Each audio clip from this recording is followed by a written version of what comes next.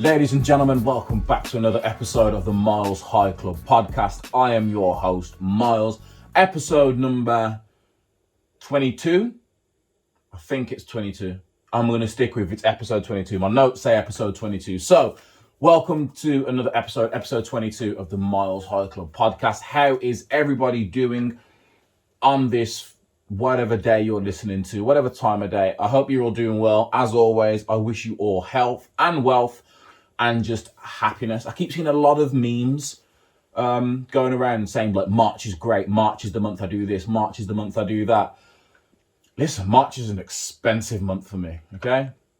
If I exclude all of my friends' birthdays, family members' birthdays, and just focus on the March, what's happening in my household in terms of birthdays on March. My birthday, 20th of March. My daughter's second birthday, 24th of March. I don't know why I said second birthday, like it's going to change next year, but my birthday, 20th of March. My daughter's birthday, 24th of March. My baby mum's birthday, my girlfriend's birthday, 31st of March. Aye. And the day I'm recording this, it is the 2nd. It's the 2nd of March. There's now no more, well, I think there's one payday after mine and my daughter's before the missus. So she doesn't watch this, so it doesn't really matter. I haven't got you anything yet. I'll find something to get, hopefully, in time. But yeah, I hope everyone is doing well. Let's get straight in to the first topic. This first topic is a shout out to, I think it's my newest inspiration. Like, you have a bunch of people, celebs, not celebs, well known, not so well known, that just inspire you to do whatever. KevOnStage, Kevin Fredericks. I hope one day you hear this or someone listening to me sends this you and you hear it and we can, fingers crossed, work together one day. Doing what? I don't know, but we will work something out. I will get there. But no, KevOnStage, in the past, I'd say, especially the past year, he has become such a massive inspiration. And then today, the day I planned and recorded the video, Tuesday the 2nd, he dropped a video on his Instagram and his YouTube channel. And it was basically advice for people starting a podcast now. So I think it's a segment from his Patreon where he answers questions. And the question was, do you have any advice for someone starting a podcast? And the first 15 seconds was the biggest reality check and confirmation for me to just keep at it. And he said the best advice he can give to someone who's looking to start a podcast is to be prepared to do 100 episodes and for all your views and likes to be below 100. He asked the question, can you do 100 episodes before quitting? Or can you do 100 episodes where your likes and views do not rise above 100 before quitting? Like, can you do that? The percentage he made up, because he said 70%, but then he was like, I don't know the percentage. But then he said, apparently a lot of podcasts don't make it past their 7th episode. So we're on episode 22. We've got 78 more to go. I think that was the quickest maths. I think that's right. 78 more episodes to go. And listen, I told myself, and I keep trying to tell myself this now, I told myself when I first come to do this podcast, like, when you do this podcast, do not expect this podcast to blow up. Don't expect to be getting crazy subscribers. Don't expect to get crazy views, ads, anything like that in the first 2 years. I set myself a realistic goal. Listen, I'm not saying I don't want it to happen. I know everyone's like, manifest this and wish for this and the book of attraction or the law of attraction and all of this. But listen, I'm a realist, okay? So I set myself a goal, 2 years. What happens after the 2 years? We keep going. But the first 2 years, I said, manage your expectations. Do not expect all of this to come within the first 2 years. 100 episodes. Now, when I think about it, like 100 episodes, that is a lot of episodes to be going in, to not be getting the likes and views. Whether you're paying for promotions, anything like that, it's a long, hard graft, especially when you feel like no one is watching what you're doing. Especially for me, because I sit down for, let's say, an average of an hour an episode, and there's just little things. Like the next thing he said was on about, he compared it to himself. He was like, there are people out there comparing their start to his now.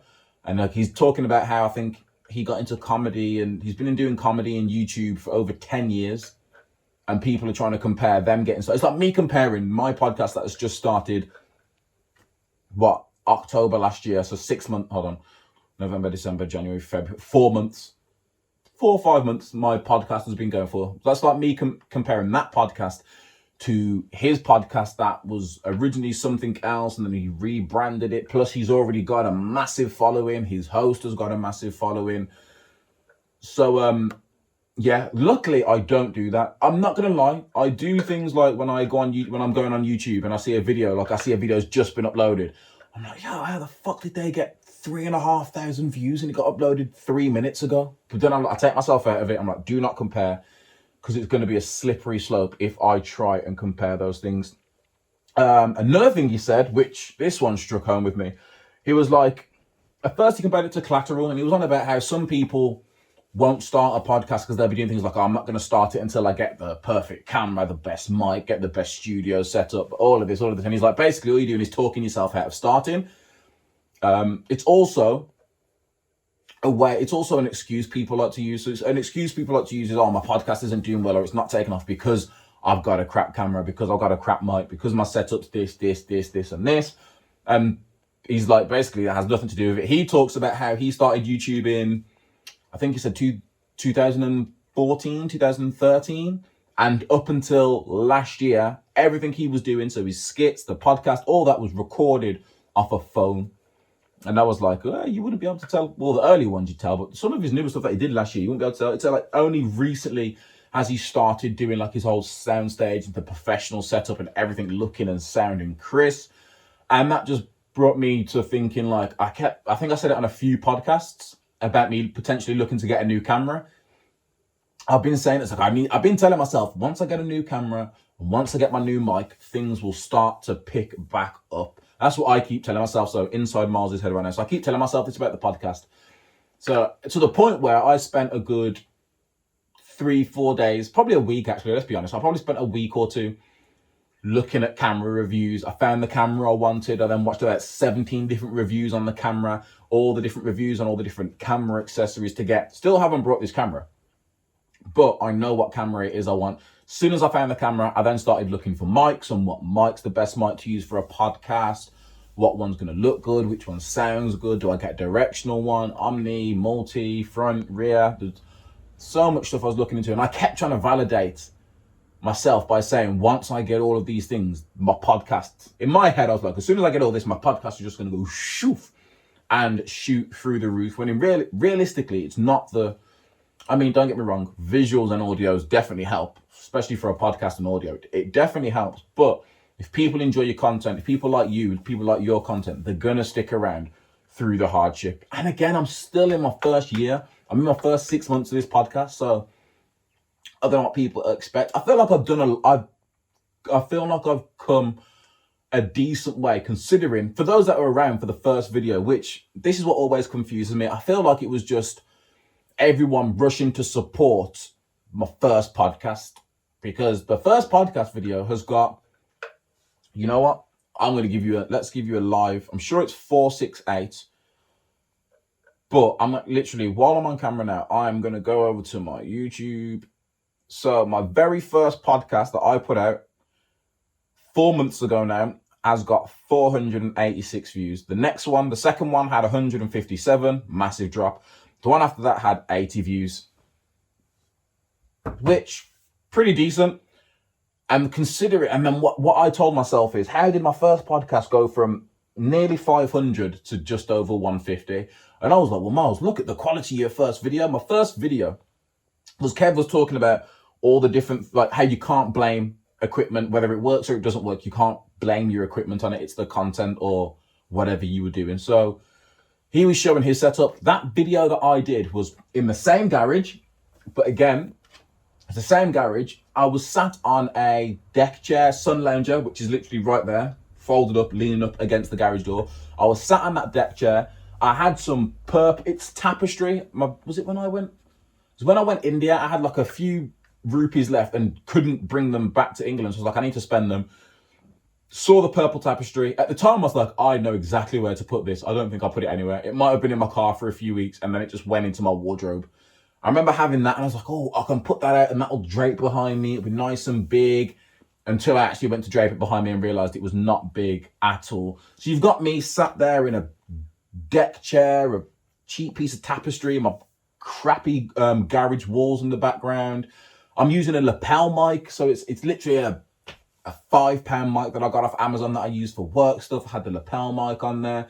And what I used to have to do is record on my phone, and then I'd hook my lapel mic up to a different phone, only because the wire wouldn't stretch to my recording phone, to record the separate audio. That lasted, I think it was a week. Let me turn my phone down. Yeah, that was a week. I said to myself, as soon as I recorded that and I was looking back editing it, I was like, I hate the way this looks. I was like, if I was me and I was flicking through YouTube and saw this, I wouldn't watch it. It looks like a beheading video. It looked horrible. But believe it or not, that was the first episode. That's got the most views I have today. That video has actually got more views. I should have done this, but I'm on 22 episodes. That video has definitely got more views than my last 15 videos combined. Definitely the last 10 videos, last 15 videos combined. I would say maybe the last 20, because the first two are the only two that have gone over 100. So my first video might actually have more videos than the last 20 of my release videos. So from episode 3 to episode 21, add all that up together, I still don't think it's got as many views or comments or likes as the first video. As you can tell, I've been thinking about this a lot, but I'm trying my hardest not to get caught up on it. And I just tell myself it's because it was your first podcast, you were promoting it a lot. Everyone rushed out to support. Some people probably don't know what a podcast is and thought it was just a one-off thing. Some people probably thought, I'm not listening to Miles talk for an hour and a half or an hour, however long, whatever people's reasons are, they are people's reasons. And that's literally, I was watching this video, just nodding and shaking like, this is me. I was like, I don't know what made Kev post that video then at that time, or what made me click on Instagram at that specific time, because the video just got uploaded. Like, I was watching it and there was probably 10 minutes ago it said it had been posted. And I was like, I needed this video so much, because everything, I prepared to do 100 videos without the likes and views. Thankfully, because I convinced myself before I started this podcast, 2 years before you have to start taking a serious look at the podcast, and if I still want to keep doing it, is it worth it? Return on investment and all of that. A lot of pods don't make it past 7 episodes. I've made it to 22, so that's a good sign. Don't compare to celebs and popular pods. I try my hardest not to. I really do. I don't, because all the pods I listen to, so some of the pods I listen to, like the Joe Budden podcast, probably the biggest in hip hop. It's the biggest podcast that's out there.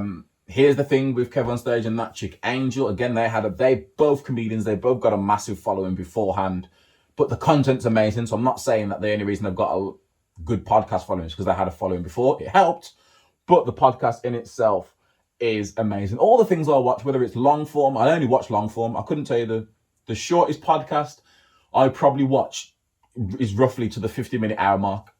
Other than that, all my podcasts are easily in the 2-3 hours. Don't worry, I'm not going to start changing to the 2-3 hours at the minute.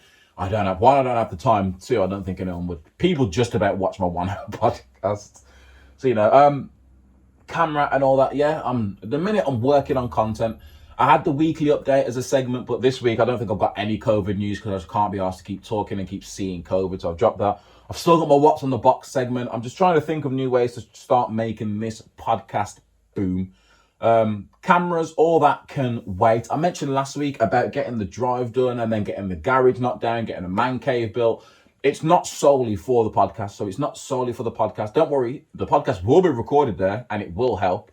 The gaming channel, I am deliberately delaying my gaming channel so that I can wait until the cabin is built and then start it. Because like I said, I'm just not going to be able to do an effective stream in the house at the minute. It's just not going to work. Either people are going to be running around, knocking over the camera, getting in the camera, getting picked up on the audio and just making it a shit experience, or I'm going to have to play in complete silence and not talk, which isn't going to work. Like one of the biggest parts of streaming when you're watching games is you want to be able to see how the other person interacts, hear what they've got to say about the game, about the story, whatever's going on. That's why people want to do it. So equipment's going to wait until the man cave is put up and all that's built. And again, even then, I probably won't buy everything straight away.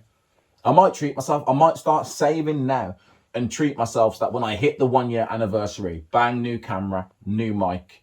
That's all I really need, really. Well, new mic, mixer. I might treat myself to a new laptop because my work laptop at the minute, Jesus, that thing is slow. Not only is it slow, but whenever I try and export or render, it takes 5 hours, it feels like. And it just makes so much noise. So much unnecessary noise. I just need a new laptop. I can just leave that one as my work laptop because it's got no memory. My laptop has that little memory. Every time I record a podcast, I have to go onto my laptop first, delete all the raw footage of the podcast from the week before, move the actual podcast video and audio files onto an external hard drive, then delete it off the laptop just to put this back up on here. And like I said, my first video, it was using is it in here somewhere? It might be in the garage still somewhere, who knows? But it was using like an £10 tripod off Amazon Prime with a Galaxy S10. I was using my old S10 to record it. I had a light from work. Again, it was like a cheap £25 little, it was literally that big, £25 light that went on top of the tripod to try and light me up. Not as well lit as I am now with this big ass halo light that I've got, but it did its job, and all that was literally.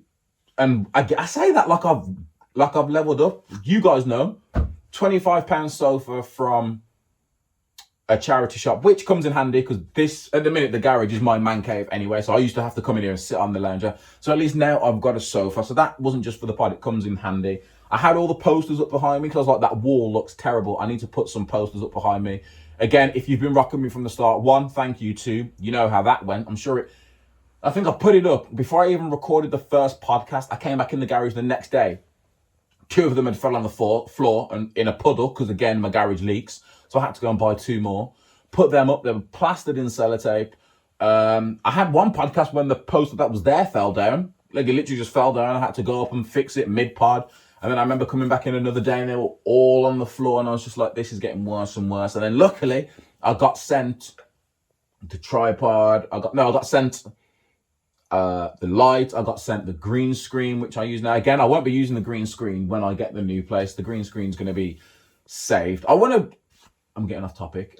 I'll put a pin in that and come back to it. But yeah, and again, now I'm literally £25 sofa, green screen. I'm using my Note 20 Ultra to record. I use an S20. My current phone, like my actual phone itself, is an S21 Ultra, but I use my Note 20 Ultra for filming. Why, I hear you ask? Purely because this is my phone. So if someone rings me or something happens in the house and I need to know, then my phone will ring and it won't interrupt the recording process. I say that now. I'm sat here wondering, did I actually press record? Fingers crossed I press record because it's currently 22. Oh, it's 2222. It's 22 minutes past 10 o'clock. So if it's not recording, I'm not going to get up now and look because I can't bother to come back and edit that. But if it's not recording, I'm just going to have to do it tomorrow. And then it's going to be a rush to get everything edited in time and then uploaded onto the YouTubes and whatnot. Fun times. But yeah, I got my Note 20 Ultra recording. I'm using my Buds Live as a mic. I've got a ring light as my light. And that's pretty much my setup. The most professional thing I think I'm using would be the phone and the light, or maybe a green screen. I guess green screens can be classed as professional. But there you go. Can't blame the Kismet. And then the biggest thing I took from that, which I kept saying at the start, not the start of this podcast, but when the podcast started, the 2 things I need to remember: stay focused, stay consistent. To this day, I haven't missed an episode. I'm back. I think the past 4 or 5 podcasts, I've been back to my normal schedule. My schedule is to record on a Tuesday. Why? It means I can record on Tuesday, depending on what time of the day I record. Like now, for example, I can record on Tuesday. Wednesday, it means I can then edit the podcast, render, export, get all the little clips, create the thumbnail, create the picture that you're seeing if you're listening to this on something like Spotify, Apple, Google, all of that good stuff. I get all of that created and get it all uploaded all on the Wednesday. So then Thursday, I haven't got to worry about anything apart from 7 o'clock when it drops, posting an Instagram post just to say, hey guys, it's out, go listen, rock with me, like, subscribe, share, comment, all of that good stuff. I've been telling you lot to comment every episode, and every week I go back to my YouTube videos and there ain't not one nada comment. I'm not going to take it personally. Just saying, when I blow up and it's 5 years from now and I'm doing my podcast from the top of the Shard or some big building in Dubai or somewhere important with important people, and you comment and you're like, oh, Miles, you should have brought me with me. Nah. Petty like that. But thank you for watching. I appreciate your views. Don't turn off now. Please stay here. And that was pretty much it. I don't know how long I spoke about this, but like I said, KevOnStage, one of the biggest inspirations. Off topic, one thing that he's inspiring me to do, which I've been saying I need to do for like 3-4 weeks, but I haven't got the time, the energy, or the creativeness of Kev. But what Kev's been doing is he's been doing skits, just like music video skits, comedy skits, all sorts of skits, and he does them with one goal in mind, and that's to promote his oh my God, keep your distance. So this is why he's an inspiration. Kev's a comedian, so he travels, makes all his money on comedy. COVID happened last year. Comedians stopped traveling. He then later on in the year was like, you know what? I'm going to do my own comedy show. So he now does his own comedy show where there's like 10 people in the crowd. People can buy it. You can watch it at home for, I think it's over 48 hours. You got time to watch it. Gets a bunch of big name comedians on there. And he now does his own show. It's called Keep Your Distance Comedy Show. And he literally created that in the midst of COVID or this pandemic, purely because one, it keeps him fresh, it keeps his comedy going. He still gets to do comedy. He's still being able to make money now that he can't tour, and he can do it from his house, his soundstage, wherever in LA he does it. And that's just one of the reasons why this guy was a big aspiration. But talking of what I plan to aspire to, I think I said it last year on the Halloween episode, but it's been slightly pushed back. By the end of the year, my goal is to get to 1,000 subscribers. Sounds crazy. Yes, I know, considering I'm not even at 100 subscribers yet. I'm telling you now, it's a good thing I told myself how this was going to plan out, because I may have quit already. For example, I was on 68 subscribers a few weeks ago. Put out a post on Instagram, I was like, yo, go follow, get me to 100 subscribers, go follow. This was a few weeks ago, 68. Today, I'm on 71 subscribers, which means although hundreds of people saw that post, like 2 people, and I know it was 2 people that subscribed because I created a gaming channel on YouTube and then subscribed to my own podcast channel with my gaming channel to help boost the numbers. So that was one of them. So 2 people subscribed. So to those 2 people that subscribed, thank you very much. You saved me on the brink. To everyone that's watching this that hasn't subscribed, if you're watching this on YouTube now, it literally takes 5 seconds and costs nothing. Just click the channel, click subscribe. You don't even have to put the bell icon on. I know YouTubers are like, subscribe, put the notification on so you know when we drop. Listen, it's 1 video a week, Thursdays, 7 p.m. You know when it drops. All I'm asking you, just click subscribe, press like, just put a comment, even if it's lol or here's the comment you asked for. Just do that. Just help me fight the algorithms and all the things that YouTube and Instagram and everyone want ticked so that they push your videos. So I'm not just saying it for the health, just for my health. Like, the more subscribers I get, the more views, the more comments, the more overall engagement I get. YouTube, Instagram, whatever platform I'm on, they are more likely to push you for other people to see, which then helps my audience grow, so on, so forth. So my actual goal is to grow. By the end of the year, as long as I have more than 71 subscribers, I will be happy, because it shows that I have grown from now. However, just to put a number there, just to give me something to achieve, something to strive for, I'm going for 1,000. It's a big ask. Could have gone for 100, could have gone for 500, but you know what they say, aim for the stars, shoot for the moon, whatever the phrase is, if anyone ever says that. But we're setting the goal at 1,000 subscribers. So like I said, do me a favor, you're watching this video, click subscribe. If you're not watching this video and you're listening on, again, Spotify, Deezer, Apple, Google, TuneIn, Stitcher, Pod Addicts, anything that you listen to, if you're just listening to this and not watching it, subscribe on whatever you're listening on me to. Download. Make sure you download for me as well, because again, you know when Kev says the first 100 episodes, less than 100 views and likes? I get most of my audience is on YouTube from the look of the analytics. Is that how you pronounce it? Analytics? Whatever the word is that shows you all your stats. Most of my audience is on YouTube. And again, like, let me just give you a rough idea. You lot probably listen to this thinking, Miles, you sound so hurt. I'm not hurt, believe me. Last week's video, don't know what happened, but that's on 51 views, which is the most it's ever had. I'm just going to read the amount of views going back to the last episode. Oh, that's a lie. Episode 21, 8 views. The one before that, 51. 13, 18, 13, 15, 12, 21, 22, 13, 28, 21, 33, 29, 42, 58, 53, and then that's back to the originals. So like I said, you know when I said that I'm going to say the first episode has probably got more views than all of my other episodes combined. I can't bother to fact check that. You guys can fact check it if you want. You're not doing anything else, I assume. But yeah, my downloads, however, when it comes to things like Spotify and all that, like I think it was 3 for the last one. Now, I don't know the difference between plays and downloads because you can physically download something and then there's playing it. And it doesn't show me my plays. It just shows me my downloads. And my downloads are on 3. So do me a favor and just click download, subscribe, press the love heart depending on what app you're on. Share all of the good stuff. All of the good stuff. And just help me get to 1,000. I am going to try and think of like a tagline. Like the road to 1,000. That just seems whack. The track to a stack. No, I'm not going to do this on air because you're just going to see me sat here looking up into my head for thoughts on ideas. But if you're watching this and you have an idea and you fancy engaging, drop a comment, DM me, do something, reach out somehow, apart from letter and word of mouth and a phone call or text because they don't register to the algorithms and it doesn't help me. So comment, DM me on Instagram, MylesHighClub Entertainment, or MylesHighClub_ENT. And just let me know if you can think of a good tagline to help push my subscribers to 1,000. And one last time, please subscribe. Help me to 1,000. Let's get it. I'm not talking about much. Like I said, I'm not talking about much COVID stuff. The one thing I saw in the news was this week was unless I was looking at the wrong times, it was a boring news week.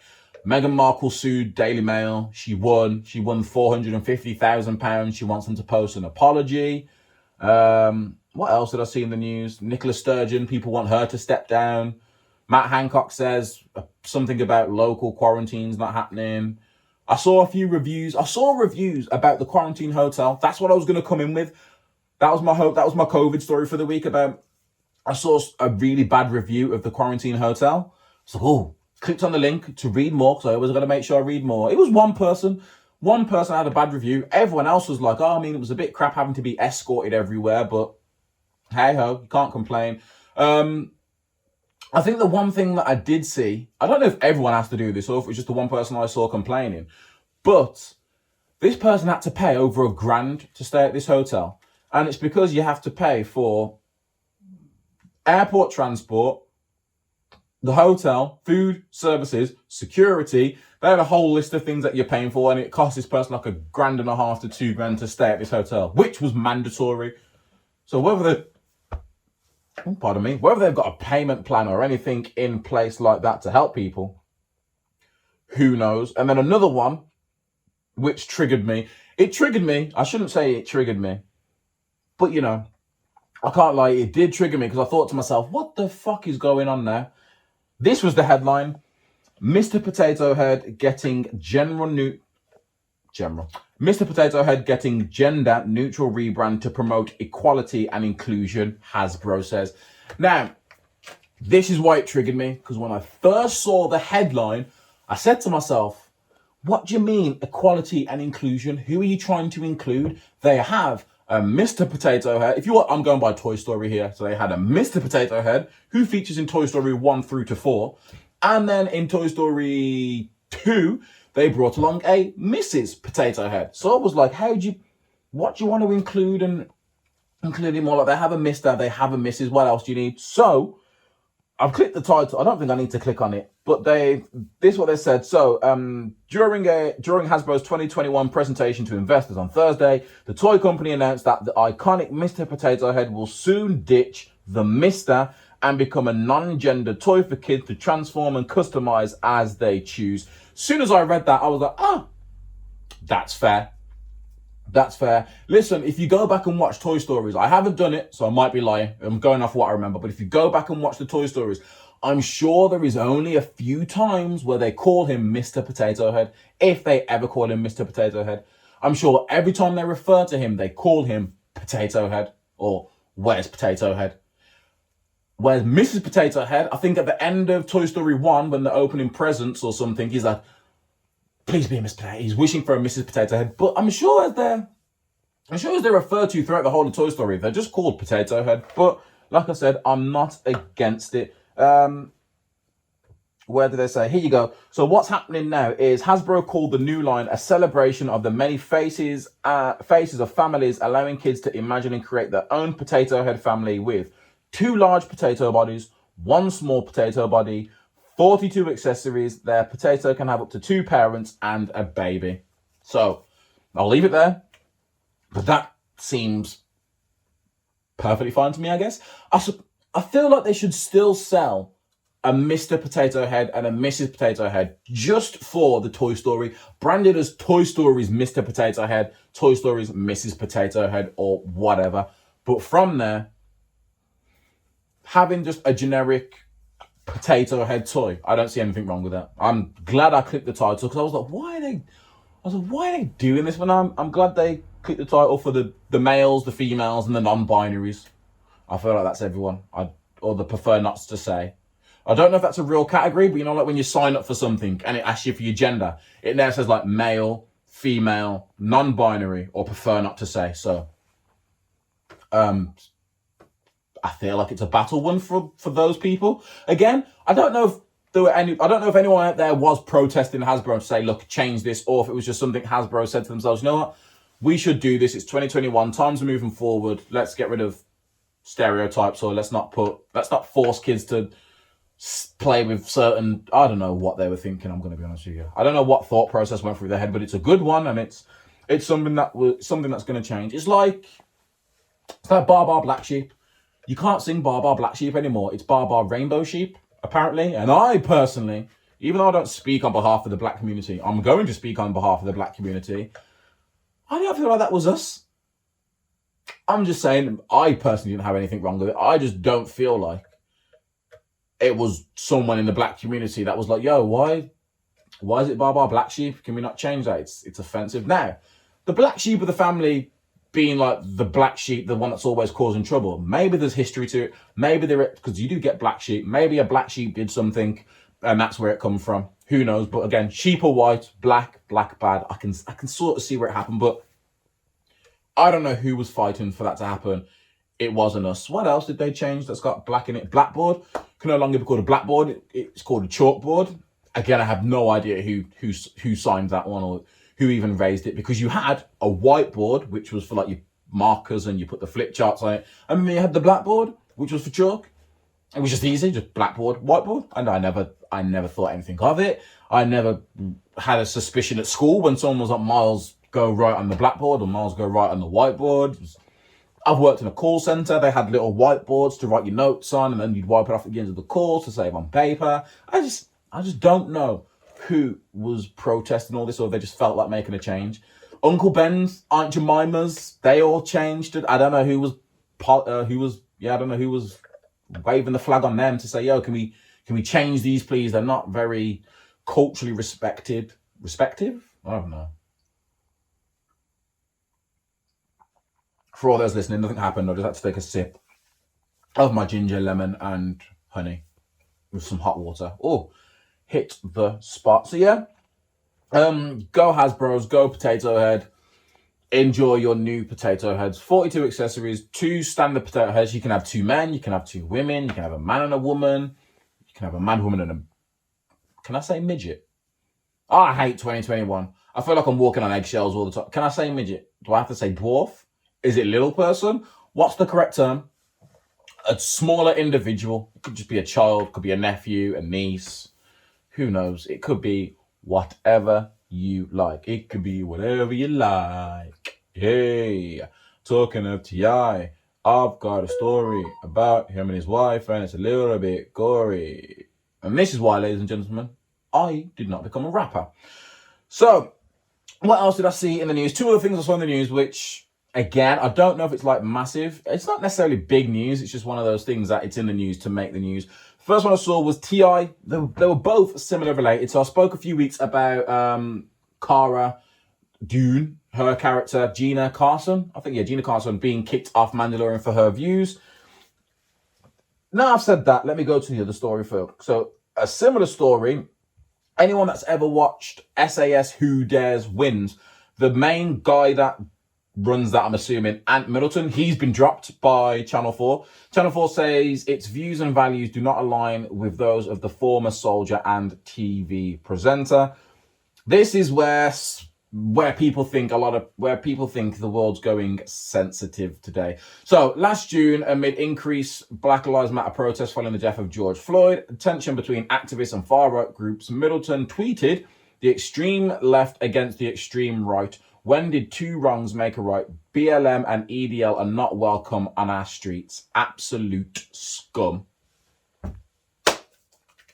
I think I'm biased.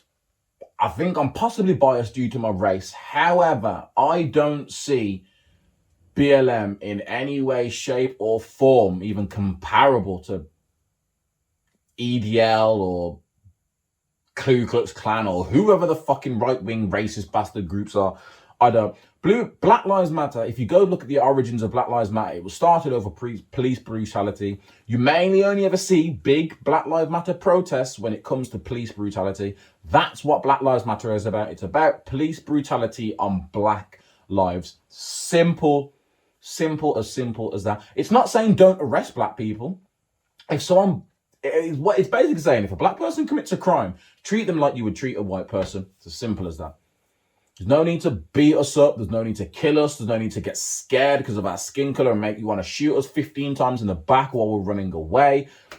And on top of all that, for all these fucking police to get away with it, all these police, I'm not going to talk about it because it's only going to wind me the fuck up. But back to this guy. So he later apologized and removed the post, describing himself as anti-racist and anti-violent. And he said that he had not intended to describe BLM protesters as scum. I read something else where he said he wasn't calling BLM scum. He was calling whoever he was seeing on the TV at the time protesting scum. I went to a BLM march in Birmingham last year. While I was there, everything seemed to be fine. And it's one of these things, it doesn't matter what's being protested. You're going to have a band of rebels that are part of that group that want to kick up a fuss and stir some things. You're also going to have people that want to infiltrate and paint a negative picture about these things. It's going to happen. For me, you need to focus on what the main goal of it all is. Where BLM, Black Lives Matter, it's about police brutality. EDL, which I'm sure stands for the English Defence League, I've done zero research on them. So again, I shouldn't really be talking about it. Maybe someone will watch this and be like, Miles, I'm part of the EDL. You can come on the show and you can tell me all about your racist view. You can tell me all about your views and whatnot. But English Defence League, what are you defending England from? Please tell me. The immigrants and migrants. Yes, such bad people. They come over here and get jobs in the NHS and save so many English and British lives year on year. Like, if you got rid of all the immigrants, the NHS would just collapse. Everyone's out there, well, they're not. What happened to bringing back the claps? That never happened, but everyone was out there last year clapping for the NHS every Thursday at 8 o'clock. Meanwhile, they want to stop immigrants coming into the country, even though a lot of them get great jobs. I know what he's saying. Some of them come over here and rape and cause crime. Yes, they do. But what about the people that are already over here, born over here, that do the exact same thing to a higher volume? Maybe we should focus on them. So I always think this, like when they talk about black on black crime. They say black on black crime, like white on white crime is not a thing. They say black on black crime, like a black person from England goes over to America and then just starts shooting black people for the fun of it. No, black on black crime tends to happen in heavily, densely populated areas where it's all just black people around. So if crime's going to happen, there's a good chance it'll be committed by a black person on another black person, because the black people take up like 90% of that area. I bet you if I go over to fucking Essex or Cheltenham or where I don't know why I'm looking, there's no one here. Where's really white? Scarborough, Portsmouth, Reading, all these places sound really white to me, whether they are or not. Scotland, I've been there. I was like the only black person. No, there was another black person there. We were the only two black people there. To this day, apart from myself in a mirror, every time I've been on, all the times I've been on, Scotland, there's been a black person. It's been the same black person. I'm not making that up.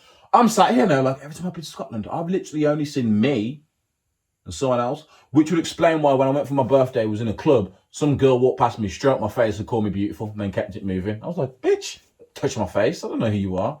Just never seen a black guy before, or never seen a black person that close, and we just wanted to see if this chocolate was real. It is, and it's not edible.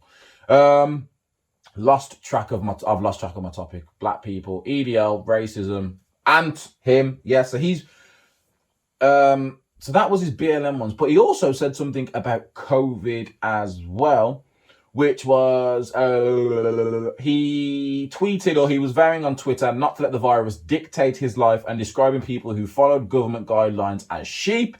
He later said that he was sheltered from the situation in the UK as he'd been in New Zealand at the time. There's only so many times you can tweet something and then delete your tweet and then come back and be like, oh no, I'm so sorry, I did not mean this. Oh no, forgive me, please. Shut up. You said what you said. Stand by it.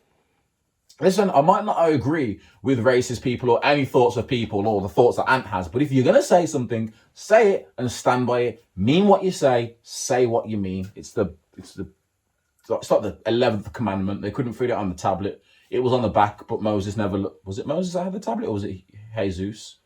Jesus or Moses. One of them back then picked up the tablet, saw the 10 commandments, didn't hear God in the burning bush saying, flip it over, there's an 11th one. Say what you mean what you say. If you can't say anything nice, don't say nothing at all. There's two. They were the 2 commandments on the back of the tablet. However, I'm going to call him Joseph, Moses and Jesus. I don't know. Or was it Joseph? No, right, here we go. History lesson. Joseph had his Technicolor Dreamcoat. Not too sure if that has anything to do with the Bible. I just remember Joseph and his Technicolor Dreamcoat. Moses escaped from Egypt with... Did he escape with Jewish slaves, or did he escape from the Jewish? I think he escaped with Jewish slaves. I might be wrong. Been a long time since I did that story. But Moses, he escaped the locust, the blood, the rain, the smallpox, the parting of the river. That was him. Jesus, the son of God. Mother's a hooker. Mary, sorry.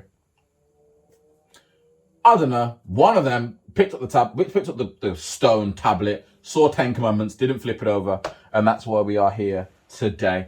So yeah, he's been dropped and kicked off Channel 4. Is it a permanent thing? Will they bring him back in like a year, hoping everyone's forgot? Will they bring him back as soon as lockdown finishes, hoping everyone's forgot about what he said? We'll bring him back and no one will care. But there you go. It doesn't say anything about people reaching out to Channel 4 telling them to sack him. It just looks like it's something they did by themselves. So there you go. And then another story I saw, not similar, kind of similar, might be similar, was T.I. not returning for Ant-Man 3. Now, this hasn't been confirmed. The confirmation of why he's not returning hasn't been said. So I don't know if it's because he didn't want to do it, or if they didn't need him for the story, or if it's because of this. But apparently, allegedly, T.I. and his wife have been accused of sexual abuse by multiple women. So apparently on Monday, an attorney representing 11 alleged victims accused a couple of sexual abuse. 11 women accused the victims of a couple of crimes, including, so it wasn't all of these at once, it's just a variety from different people, sexual abuse, forced ingestion of illegal narcotics, kidnapping, false imprisonment, intimidation, assault, and harassment. What's the difference between kidnapping and false imprisonment? I'm just going to leave that one out there. Again, if you know, get in the comments and let me know. Is a false imprisonment not a kidnapping? I feel like they're just trying to add more charges onto the case. But I feel like if I falsely imprison you somewhere, that's kidnapping. Or is it kidnapping? Do I have to take you? Maybe that's kidnapping. Here we go, guys. We're on something here. This is an open flow thought from the Miles High Club. You can now see how I process things. If you've ever wondered, Miles, how did you get there? This is what happens.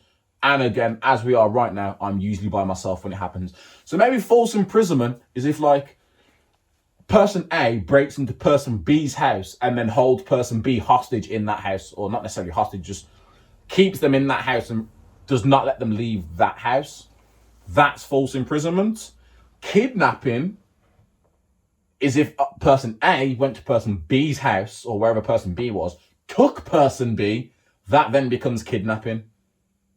See, they just do this to get more charges. Because if I go somewhere and take you, that's kidnapping. If I then lock you in a room and leave you in a completely different room, I feel like that's false imprisonment. This is why I'm not in the police force. This is why I'm not in the police force. But yeah, I saw something about this. I haven't read into it too much because there's not much into. Yeah, there's not much into it. But I think it says here VH1 halted production of the reality show T.I. and Tiny Friends and Family Hustle last month in light of the claims against the couple. So we'll see how this goes. It's 11 claims at the minute, which is. Listen, it's one too many when it comes to claims like this. It's not quite as high as Bill Cosby and... Fuck, why did I remember the black guy but I didn't remember the white guy? God damn it, I had his name in my head as well and it's gone. Weinstein, not as much as Harvey Weinstein or Bill Cosby, but 11 is still way too much. Way too much for that. But enough of the gossipy goss. Let's get straight into what's on the box, the weekly segment where I discuss all the things that I've been watching on TV. I would discuss some of the things you guys have been watching on TV, but as you've heard from my little, I wouldn't call it a rant, my little self-conversation earlier today, no one's commenting and letting me know what the fuck they're doing. So, you know, you got to listen to all the things I'm doing and watching. You brought it on yourselves, viewers. You brought it on yourselves. So, Stars has landed. I spoke about this previously. Stars has landed on Disney Plus now. There's now 6 tabs across the bottom. It goes Disney, Pixar, Star Wars, Marvel. No, Disney, Pixar, Marvel, Star Wars, Nat Geo, and now Stars. I got really excited. I saw it advertised. I saw Stars. I saw things like Scrubs, Futurama, Family Guy, Modern Family. There's a whole bunch of shows on there that I really like. And I was like, yes. But where's the new stuff? I was like, where's the new stuff? Disney Plus dropped with, I don't think there was nothing new actually. It was all old Disney content. I think Frozen 2 might have been the newest thing that came out. Marvel had nothing new. WandaVision's the first thing that's new for Marvel. Star Wars, the only new thing they had was Mandalorian, which is fucking amazing. Nat Geo. Ignore that. That's my Ring doorbell, which means someone's walking either in front of my front door, which means that my garage door might swing open in a bit, or someone walked out the front of my house. Who's walking outside the front of my house at 10 to 11 at this time? But, you know, whatever. Back to Stars. Sorry, I got distracted. It's mainly all old content. They did advertise 4 new pieces of content on there. I've watched one, which I'm going to get into in a minute. I haven't watched the other 3, but no, at the minute, I'm very grateful for Stars because I've rinsed Netflix. I hate Amazon Prime's interface. Whenever I click on Amazon Prime, it just feels slow and laggy, and I hate the way it's set out and how I just like, nope, I'd literally turn it off. I just turn it off and give up with it completely. So what I'm watching at the minute, episode 3 came out at some point this week. I haven't watched it yet, but I am going to watch it. I might watch it after this, actually, as I'm packing stuff up. Solar Opposites. So this is what I mentioned comes from the directors or producers or writers of Rick and Morty. Solar Opposites. It dropped with 2 episodes. There's a 3rd episode out now. My short review is it's similar to Rick and Morty, but different. So same, but different, but same. If you know what that's from, well done you. Yeah, Solar Opposites, from what I can gather, it's about, I wouldn't say a family, there's 2 or 3, we'll say a family, there's a family of aliens or group of aliens crash land on Earth. They didn't want to be there. They crash landed on Earth, and from the look of the credits and a bit of the speech, they are trying to fix their ship so they can leave Earth. In the meanwhile, they're just living on Earth, adapting to Earth style. People are very discriminative towards them. You get that watching it. People are very discriminative towards them, but I like it so far. It's very enjoyable. It's funny. It's just like Rick and Morty. It seems to be one of those programs that you'll enjoy if you're sober.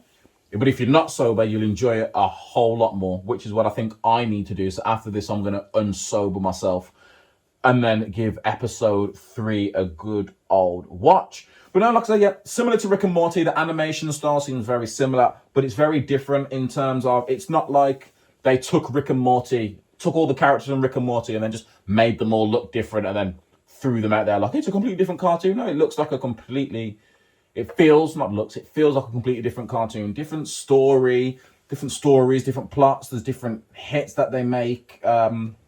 It's worth it. If you like Rick and Morty, if you like adult cartoons, I suggest you check out Solar Opposites. Just a fun 20, 30-minute watch. 2 episodes, 3 episodes now, because episode 3 is actually out. 2 things that I did start watching on Stars that aren't brand new. The first one is Atlanta, starring Donald Glover, aka Childish Gambino. So I'm 6 episodes in.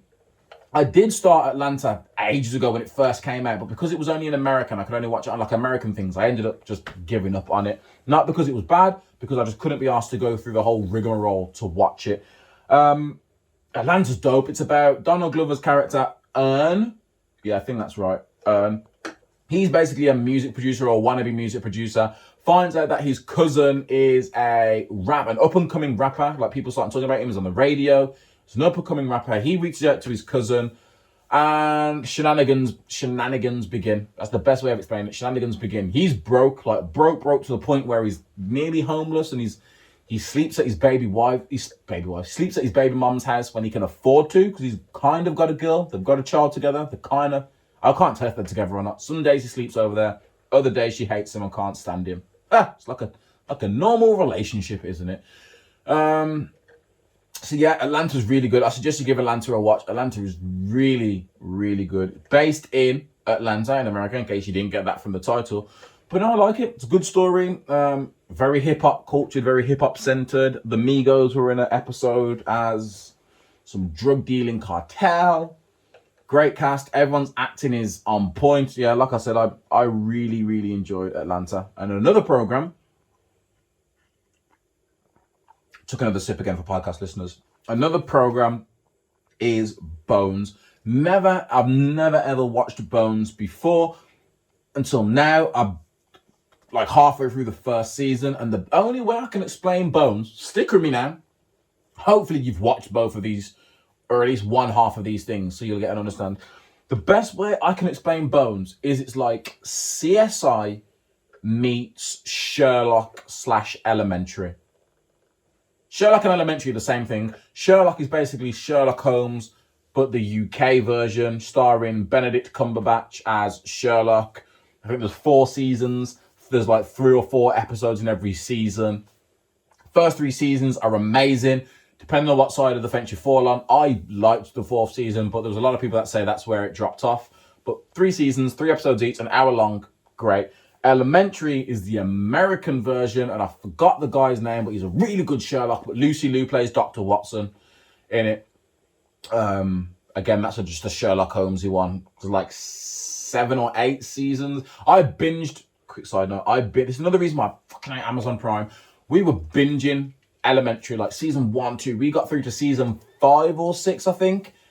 I don't even know if we had a break. We just came back to it one day to watch it, and it had disappeared. I was like, where's it gone? Turns out it was no longer on Prime. I didn't get an update. I didn't get a message. I didn't see any warnings about it. It just wasn't available on Prime anymore. So if you don't know Prime or how Prime works, you can basically go on Amazon Prime. There's a bunch of films and TV shows for you to watch. When you're flicking through, the top left-hand corner, it says Prime, which means it's free for you to watch as long as you are an Amazon Prime customer.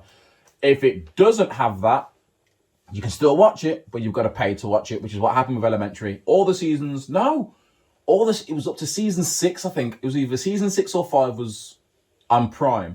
And then the final season wasn't on Prime. Don't know why you do that. And then all the seasons disappeared. Exact same thing happened with Blackish. I used to watch Blackish on TV, started watching Blackish again on Prime.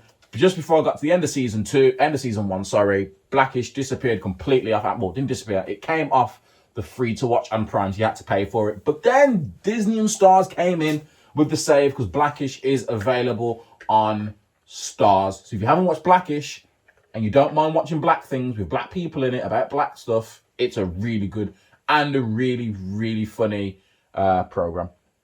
But Bones is like CSI meets Sherlock. So it's like CSI with the whole crime scene investigation, because it investigates a lot of crime scenes. They go to crime scenes, they carry out investigations, they arrest the bad guy. You know the format of these kind of shows. The reason why it's like Sherlock or Elementary, because with CSI, everyone has their important roles. Like, they go to a crime scene, You see the crime scene, you got the person taking pictures, you got the person that does all the DNA and all the evidence, you got the guys that are out on the street getting hints and clues and tips or whatever. Bones, which is the name of Dr. Brennan. So Dr. Brennan is like the main, I'd say she's the main woman in this. And then you've got, what's his name? There's a policeman, there's an FBI. The FBI guy calls Dr. Brennan Bones because she's an shit, she says it in every bastard episode. An arthropologist. I might have just made that word up, but it's close. It's something to do with the study of bones. Basically, she studies bones. This is where the Sherlock thing comes into it. Because anyone that's watched Sherlock or Elementary, or if you just know of Sherlock, he's ridiculously smart. So like he can walk into a building, look at a crime scene and tell you what happened at that crime scene just from looking at the evidence and the smell in the air and all that stuff.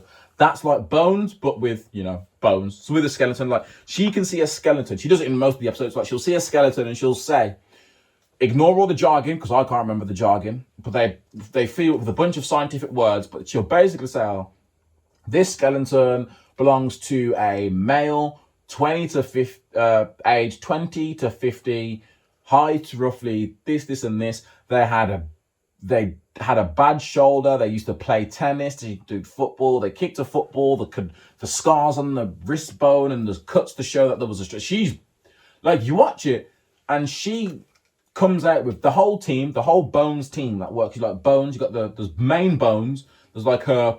She's not her protege, but there's a guy that does the same similar job to her, which is looking at bones and trying to identify what happened.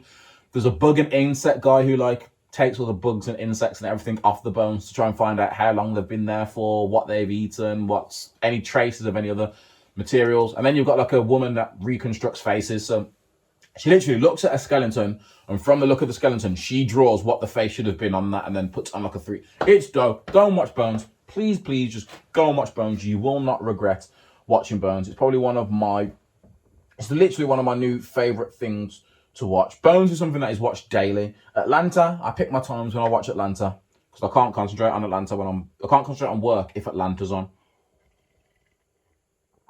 However, Bones are one of those things that I can leave on because I don't necessarily always have to look at the screen. I can hear what they're talking about when they're explaining stuff. They take geekiness to a great level. You know how Big Bang Theory they did geeky, and a lot of the times, well, for me anyway, it was like woof straight over your head, but to a point you could understand it. Exactly the same as Bones. They say some words that I have never heard of before. Not even too sure if they're real words when she says it. It doesn't make sense, but it does make sense. Does that make sense? So like, she'll say stuff and I have no idea what those words mean. I don't know where it is on the body. I don't know what it means has happened to the body. But when she explains it, I'm like, shit. Okay.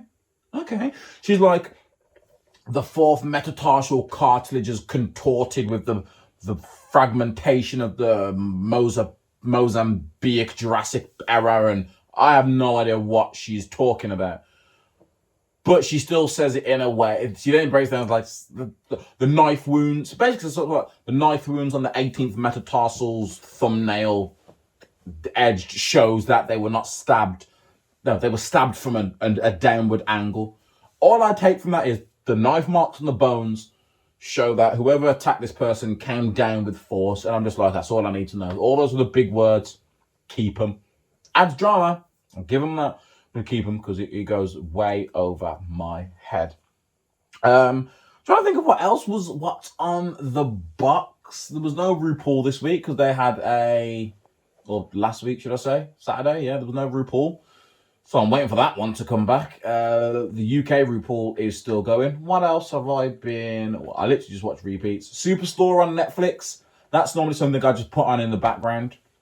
It's quite good. It's about a bunch of random people that work in it's like a Best Buy. It's a fake Best Buy, basically. And again, shenanigans.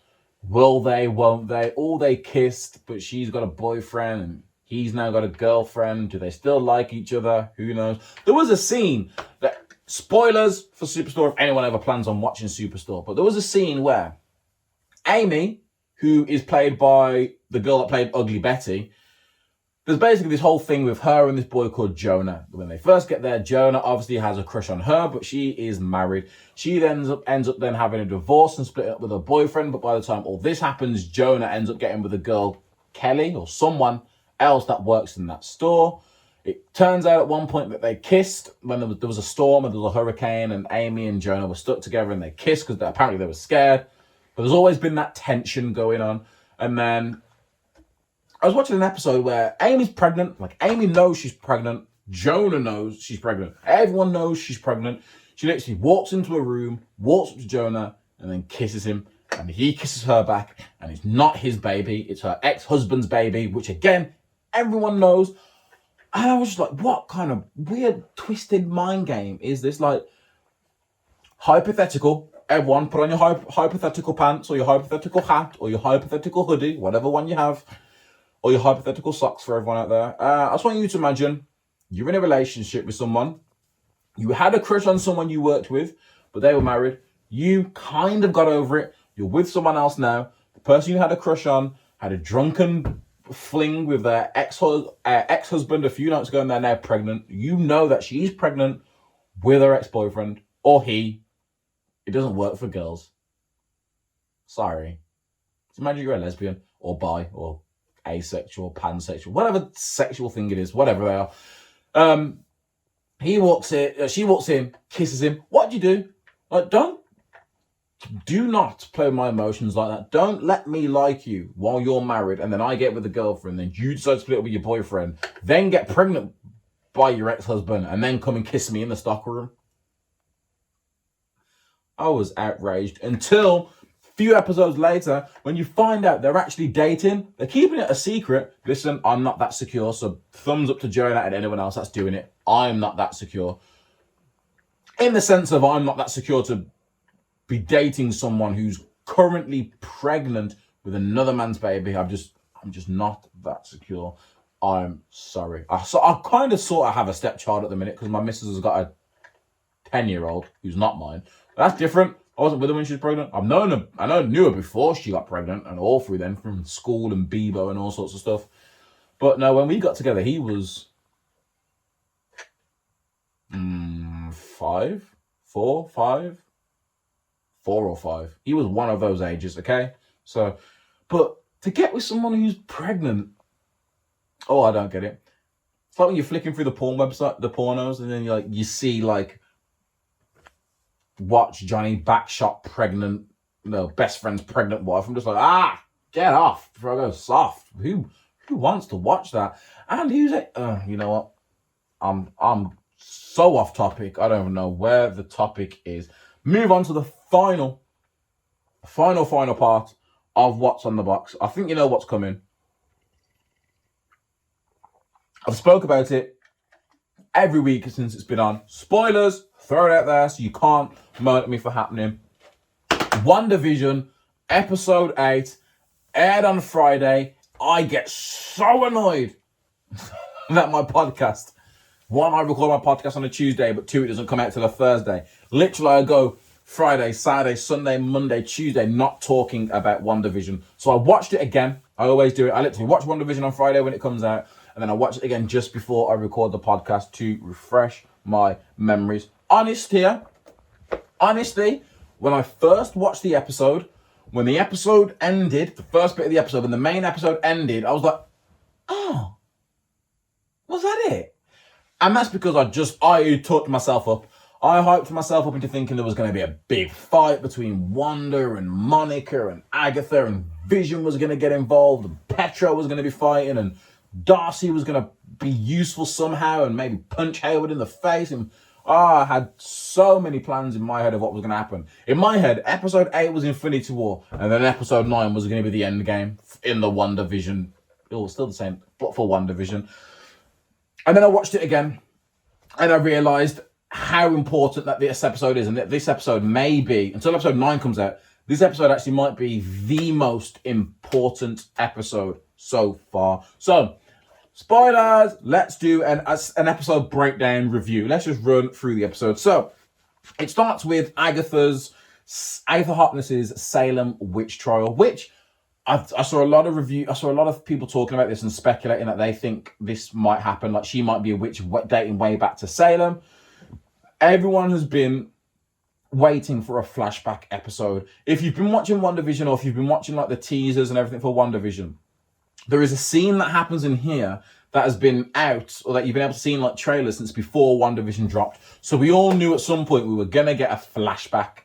I didn't realize the whole episode was going to be built up of flashbacks, but we needed it. So it goes back to the Salem witch trial. As Agatha's being leaded, I was like, oh shit, she's a witch. Obviously, maybe she's going to kill everyone in Salem and whatnot. Until I saw the handcuffs and I was like, those handcuffs look magical. If this is a witch trial, how have they got magic handcuffs? Like, I was so confused until Agatha Harkness, are you a witch? Yes. I was like, what the fuck? It turns out the Salem witch trial was the literal witch trial. It was a trial. There was a witch on trial being held by other witches. So Agatha had been basically stealing magic and breaking the rules. She says, I didn't break the rules. They simply bent to my power, or something along those lines. So what seems to be happening is there seem to be like 8 witches all around. They seem to be either trying to kill Agatha or drain her of her powers. Something happens. This purple essence, of course it's purple, oozes out of her, drains all the power and energy out of the other witches, killing them, I believe. Her mom, because at some point she's like, Mom, I can be better, I can do good. What is a good witch? I shouldn't say that, because there are good witches. Hermione, for example. Hermione is the best witch. But like, I feel like the term witch is a negative stereotype. I feel like if you say witch, people automatically think bad, evil, which, you know, to get it, which, you know, isn't the case. But anyway, yeah, she kills her coven. She kills her mom, takes the pendant off her mom. I don't know if you noticed well, but when her mom does like the whole hyper beam, like she's a Pokemon, she has like a crown on her head, which, again, I've been seeing a lot of conspiracies that maybe her mom was a Scarlet Witch or was part of some sort of Scarlet Witch faction, and who knows. But it's obviously from there you learn that Agatha is all about power. Even from all the way back in Salem, she's been trying to get more power, whatever means necessary. It then cuts back to her and Wanda in the basement. Here we learn she wants Wanda's powers. She's like, Wanda tries to do magic on her. She's like, oh, darling, can you see these? They're ruins on the wall. Basic magic. And this is when Agatha starts to understand that Wanda doesn't realize that she was a witch before. Wanda, 1, doesn't realize she is a witch because she is a witch. And 2, she doesn't realize that she was actually a witch with powers before she was born. Because Agatha's like, this is basic magic. Where have you been? Why don't you know this? All this kind of stuff. And then she's like, right, we're going to take a trip into your past. You need to help me because I've got your children locked in the basement. We're going to take a trip in your past to try and find out like how you got this power, what started it, what created it, and all this. And that's when we start traveling back into the past. This is where all the important and the little Easter eggs come in. So the first flashbacks is to Sokovia. This is where we see where she got the TV show's idea from. So I think her mom goes to the window and you can see the civil unrest out there, which we know from watching Age of Ultron, which is why there was a bomb dropped, because there's shit's going down in Sokovia. But yeah, they watch old TV shows, which is obviously where Wanda gets that from. They're like, we need to speak English. I can't remember why they said that, but they're learning all to speak English. On movie night, they all speak English. They're all watching a movie, and then big Stark Industries bomb comes blasting through the roof, takes out the parents, which is, again, Wanda explains this in Ultron. Apart from, when we see this flashback, you see the red light bleeping and it's making a noise. Wanda reaches out and it doesn't go off. This was Wanda, according to Agatha, this was Wanda unknowingly casting a probability hex, which again changes the probability of the bomb going off, which is why the bomb didn't go off. For the Marvel fans out there, don't know if you noticed, that red light flickering and the noise it was making is the toaster from episode 1. So the toaster in episode 1 that says Stark Industries and the red lights flashing, making that beeping noise when he drops the toast, that was obviously the bomb. So that's where that ad came from, because that was the bomb. It was making the red light was flashing, it was making the same noise. She stopped it using the probability hex. So this is where Agatha points out, and where we all find out, oh shit, Wanda was born a witch. Now, how she was born a witch or why she was born a witch, who knows? Maybe episode 7 will teach us that. Maybe Doctor Strange in the Multiverse will teach us that. Maybe we'll never know. Maybe we'll find out some of the time. Then we go straight up. Agatha is not resting up. Agatha's like, oh, I see what he did. Boom, straight to the second flashback. Walk through that door, let's go. Which takes us back to the experiment, the Hydra experiment in Sokovia. So this is where we all believe she got her powers from. The Infinity Stone, which is the soul. No. The Soul Stone? No, it's the Mind Stone. The Soul Stone's the one that they had to get from the planet with, what's the red dude called? Oh my God, Captain America's foe. Him. You guys know who I'm on about. I told you I'm Red Skull. There we go. Red Skull of Infinity War. That's awesome. So it's the Mind Stone, because the Mind Stone was in Loki's scepter. You see the scepter on there. Wanda walks in. She's like, what have I got to do? We're like, just walk forward. So she walks forward. The Mind Stone then jumps out of the scepter. It then flushes a massive orange, and then we see the outline of Scarlet Witch. I think, again, I saw a video where they said if you change up a few things, you can see it's Wanda's face. So it's definitely Wanda. Is it a future? Is it Wanda seeing her future? Is it Wanda seeing her in an alternative reality? Is it Wanda seeing what she could be? Who knows? All we know is that when she's in that room, that big glow comes in. You see Scarlet Witch, you see the hands are out, you see the cape, you see the crown that she's wearing. She then drops to the floor. The two guys that were conducting the experiments, they come rushing in to make sure she's okay. But when they check back the security, it literally cuts from Wanda walking in, and then it's a straight cut to Wanda on the floor, just like how we kept seeing things get cut in WandaVision, like Geraldine getting kicked out, like the Beehive guy coming out, all sorts of things like that. So, scientists don't see any of this. Only Wanda sees this, which means it was definitely a vision for Wanda. Her vision. See what I did there? But again, I don't know what it means, but it was so good. So good seeing that. It was great. The third flashback was to the Avengers compound. This one talk about pulling at your heartstrings. All this episode 8 was basically, oh my God, look at how in love these two were. Break your heart. It was literally, they were carefully like this. It's like they got your heart and they were just carefully they were tending to your heart, looking after it. That's what these first few minutes of this was. And then they're sitting on the bed, they're having a conversation. Vision doesn't get why it's funny that people are hurting themselves. She explains about the TV show. You're like, oh, look at them together in there. And she explains that that's their first house, because it's the first time they lived together. Not quite sure if this was before or after she sent him through the floor, if you remember Age of Ultron, when she literally buries him in the kitchen floor. Domestics. But yeah, it was so, my heart watching it. It was just so good. You're seeing them, WandaVision falling in love. It was an emotional one-to-one, their first home together. And just for it all to be crushed and ripped apart later on. And then we go to what, in my opinion, is it? Yeah, it is. Fuck it. In my opinion, the most important flashback. Flashback number 4. You see a glass door. Wanda comes walking past. We're at the Sword headquarters. Now, in episode 4 or 5, Hayward told Monica and Jimmy and Darcy and everyone else that Wanda stormed Sword Capital, smashed her way through, and stole I hate the fact that they call him the Vision. Hate the fact they call him the Vision. It pisses me off. It's Vision. There's no the. Drop the like Facebook. It's not the Facebook. It's Facebook. It's not the Vision. It's Vision. Oh, it gets me so angry when he does it. But yeah, he told this whole big lie. What we actually see is Wanda turns up there. She's like, I know he's here. I want to see him.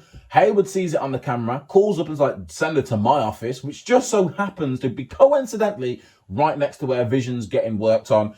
So she walks in there, perfectly happy. She doesn't storm there. She doesn't steal Vision. He literally goes there. She's talking to him. She's like, I want to give him a funeral. He's like, he's our property. This is why I think it's a trick. I was thinking he did this to try and trick Wanda. I don't think he knew Wanda was going to turn up. But when he saw Wanda turn up, I thought he saw this and said to himself, you know what? We might be able to use this to get Vision back online, because we know that's what he wanted to do. So maybe he thought if Wanda comes, she can do something, she can use her powers, bring Vision back to life, and then he can control Vision.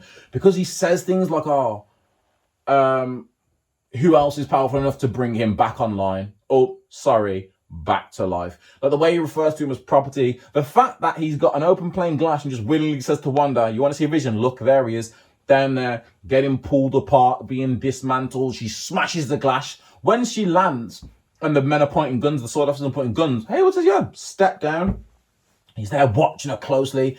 She then, oh my gosh, is it in Infinity War? I think it's in Infinity War where she's talking to Vision and she like sucks a little bit out of the Infinity Stone. She just says, "I feel you."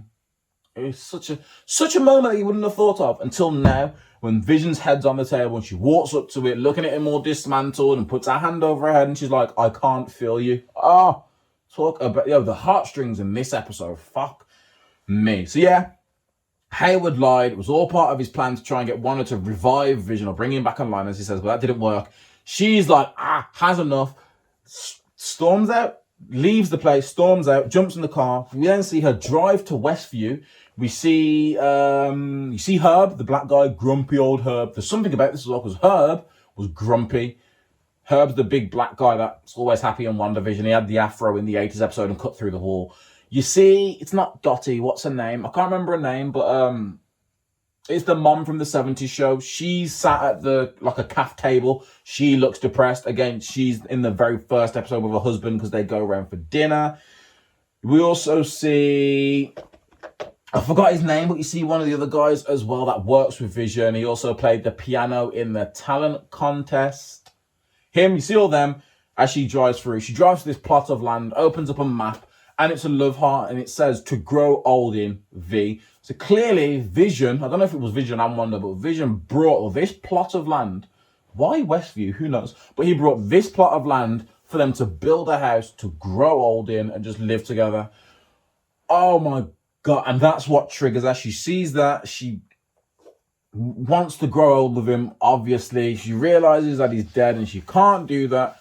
And then the chaos energy chaos magic just spews out of her. There's red everywhere.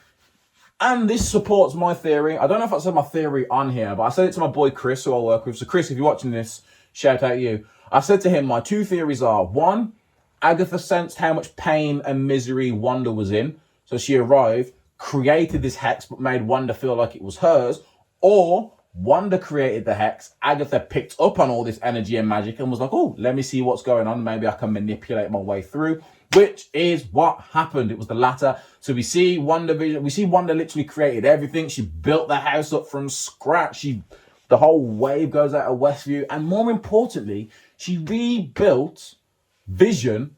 And I don't know if you noticed, but when she's building everything, it goes red. When she's rebuilding Vision, it goes yellow. Again, the Mind Stone, it was that yellow glow when we see her. The yellow stone was in Vision's head. It's all yellow that spews the Vision out of her to create Vision. So Vision is real. It's not put together Vision. It's not the same. It's not our Vision. It's not the MCU Vision. It's Wanda's reality Vision, which we'll touch on in a bit. But it's Wanda's reality Vision. She obviously created it all. This attracted Agatha.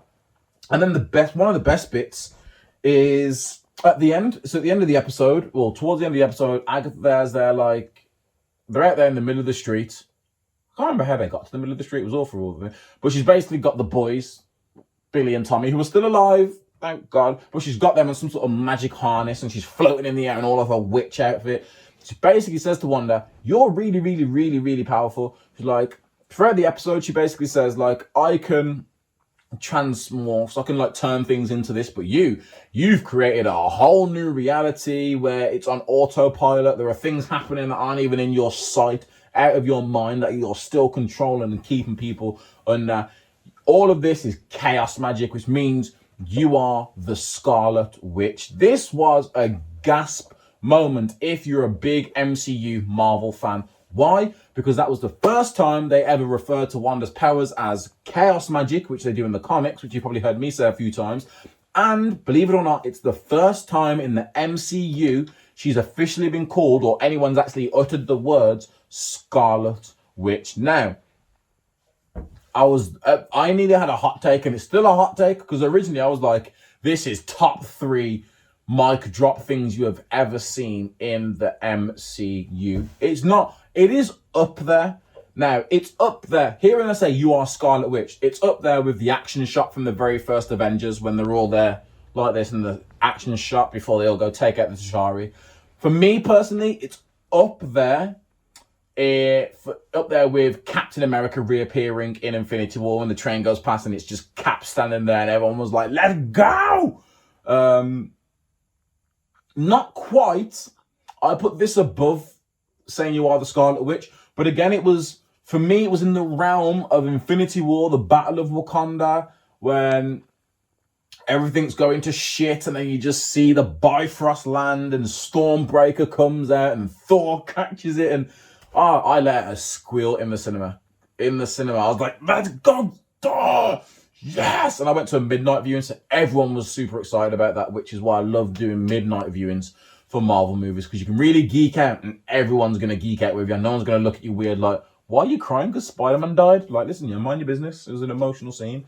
But yes, so she is the Scarlet Witch, or she will become the Scarlet Witch. And this episode basically lets us know that Wanda is powerful. She's more powerful than Agatha. However, Agatha seems to know more and have more control over her powers. And for anyone that's wondering, Wanda is, in the comics, she's like the strongest being, or she's one of the strongest beings.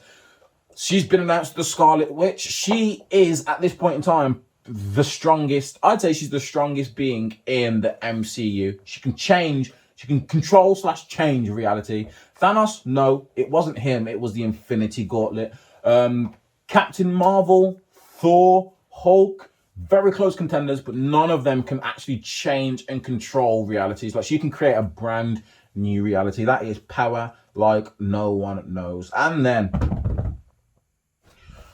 episode 8 finished, and because of last episode, I didn't stick around. I skipped forward and I saw there was an end credit. Clicked that end credit. We have White Vision. Hayward lied. Hayward had Vision all along. He must have been trying so many different things to bring him back to life, and it turns out all he needed was a bit of Wanda's magic off the...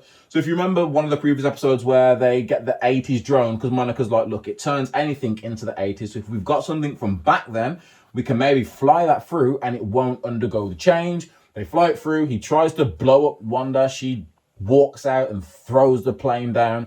Mistake, because that's what he used to revive Vision. So Vision comes back alive. White Vision, his eyes open. He moves his hands. We don't hear anything. And then it ends. So many questions, so many theories. One, is that Vision? Is it like the Vision we know and love? Or has he gone through some sort of hard resets and now he's literally just a bot?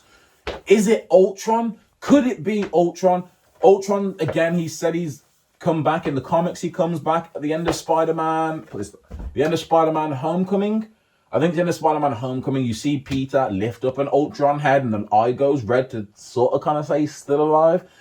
Maybe, I don't know, maybe Hayward wants Ultron to take out the Avengers. Maybe Hayward didn't realize what he was doing and has somehow revived Ultron in some crazy comic explained way. Who knows, but I can't wait for that. Tommy, and we saw that Wanda created everything and then she got pregnant. Vision can't leave the Hex. Can Tommy and Billy leave? One, are Tommy and Billy real?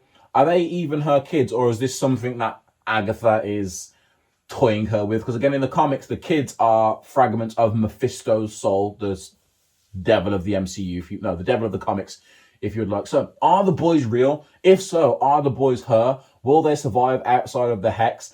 Who's going to fight? Episode 9 needs to be an hour and a half long, or it just needs to be 45 minutes of fighting, because where we're at the minute now is we've got Agatha in the street with Wanda. So are we going to get an Agatha versus Wanda battle?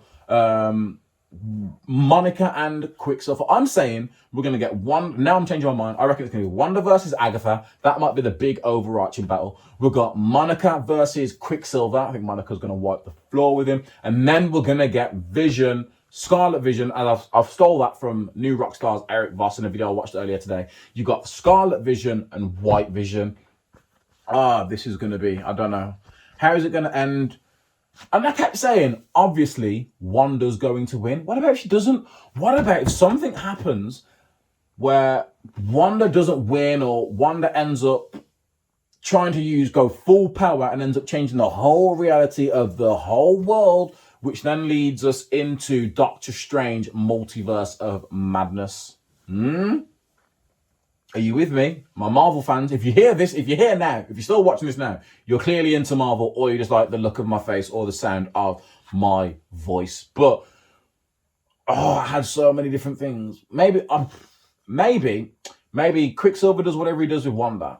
with Monica. Monica disposes of him quickly because it's not really him. It's, what did Agatha say? It's her eyes and ears. So, you know, how does that work? Maybe Monica dispatches of him. Monica links up with Wanda. We might get like a Monica versus Wanda or a Monica versus Agatha, and then Agatha turns Wanda on her somehow. I feel like it's going to be Vision versus White Vision, or maybe Vision and Monica versus White Vision. What happens if White Vision just throws Scarlet Vision out of the hex and he just starts falling apart? In the comics as well, Vision does die. He does get taken apart. They can't put him back together, but what happens is they use the Human Torch's body with the soul of someone else. But there's another comic where Vision basically gets his soul or his mind and steals or gets a Vision body from an alternative reality and fuses them together. So I've seen some conspiracy, like, what about if Vision, the big fight's happening, Vision versus Scarlet Vision versus White Vision, Wanda does some sort of super magical power thing where she merges Scarlet Vision's soul with White Vision's body. So we get White Vision, but Paul Bettany's the Vision that we all know and love goes into that. He can leave. He's still alive. Happily ever after. I don't think WandaVision's going to end in a happily ever after. I don't think the kids are going to survive. Monica, Darcy, and Jimmy will survive. Oh, if they kill Jimmy or Monica, Jimmy or Monica, but if they kill Jimmy or Darcy, I'm going to be so heartbroken. And then Hayward, like, what is his big plan? Why does he want... there's too much to talk about. Why does Hayward want White Vision? What does he want to do with him? He wants to bring his sentient weapon back online, which, again, I don't know what claim Sword have to it, because it wasn't a S.H.I.E.L.D. project either. It doesn't seem like it was. It seemed like it was a secret thing between Bruce Banner, Dr. Bruce Banner, and Tony Stark. And a little bit of Thor, because if you remember rightly, Thor's hammers and thunder's what sends the shock and brings it to life. Oh, who knows? Who knows? But like I said, that's WandaVision. This comes out on Thursday, which means, depending on when you're watching this, the last and final episode of WandaVision, episode 9, comes out tomorrow, comes out on Friday, or has already came out. Oh man, I'm excited. I'm super excited. It's been so long since I've had my MCU fix that these 9 episodes have been exactly what I need. And then this is the final episode of WandaVision. We have a 1-week break, and then it's Falcon and the Winter Soldier. And yes, you can yes, just yes. Everything is yes. Black Widow, Loki in the summer. Stay calm. But again, that is all for today's show. One last time, guys, subscribe, like, drop a comment about anything I've spoke about, or just drop a comment about anything. Tell me what you're doing, tell me what you're up to, how you feel. Maybe just put a random word in, do something, help me fight the algorithms. I've been Myles. This has been the MylesHighClub podcast. Peace.